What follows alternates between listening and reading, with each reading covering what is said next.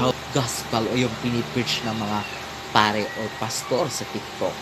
And you know what? May nangyari naman. Lumakas yung pananampalataya ko. Mas marami akong naranasan na mga pagsubok, like, bullying, na nagpatatag sa akin, which also triggered my mental health. Like, hindi ko alam kung anong gagawin ko. I don't know what's wrong with me. But, I continue my life, even though I was triggered about bullying, and also with traumas, such as nung nahulog ako sa tricycle. Nung nahulog ako sa tricycle, I think I had the trauma, or phobia, or fear about it. I don't know, because hindi na ako consistent sa pagpapacheck up ng psychiatrist because we don't have enough money to consult with psychiatrist. But definitely, or however, continuous pa rin po ang aking medication, but hindi po napapalitan monthly or every 2 months yung gamot ko because we don't have enough money to be able to consult with psychiatrist. Gusto pa rin ng parents ko i-continue yung medication ko because gusto nila akong gumaling. Thankful naman ako sa parents ko doon kasi gusto nila akong gumaling. So yun, naging matatakotin ako sa tricycle pag sumasakay because nahulog ako. But I also believe during that time na siguro the problem was on my faith, kaya nangyayari sa akin yun. That's why I believe in. But you know what? I realized na during the 2024, where I got my first diagnosis, where nagpalit ako ng psychiatrist from private psychiatrist into public psychiatrist dito sa lungsod namin, doon ko nalaman that I was bipolar.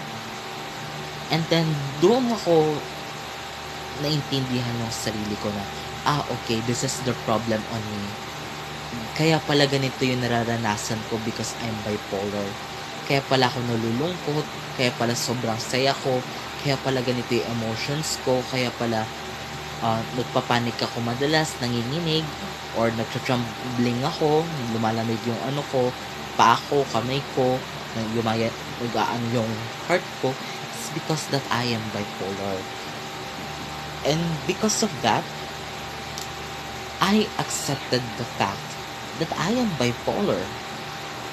Because of that, natanggap ko na sa sarili ko. That is the time na binago ko yung sarili ko.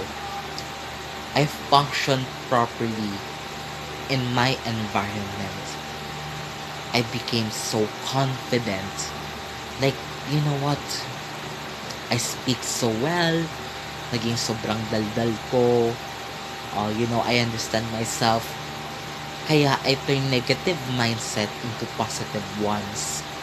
Kaya natutunan ko yun. So, always think positive so that your aura or makikita sa'yo ng tao is positive. Kaya very competitive ako sa school because I recover it now na naging stable na ako ngayon. So, ngayon, to address that, my faith, naniniwala po ako sa Diyos. However, na-realize ko po na the problem was not on my faith.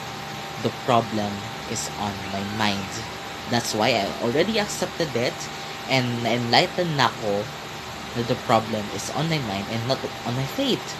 But I need to continue to pray as well to be able to accomplish my will or the will of God to me as a human in this world. So, that is actually my story on how to deal with, or my story about being bipolar. So, yun lang muna. Thank you.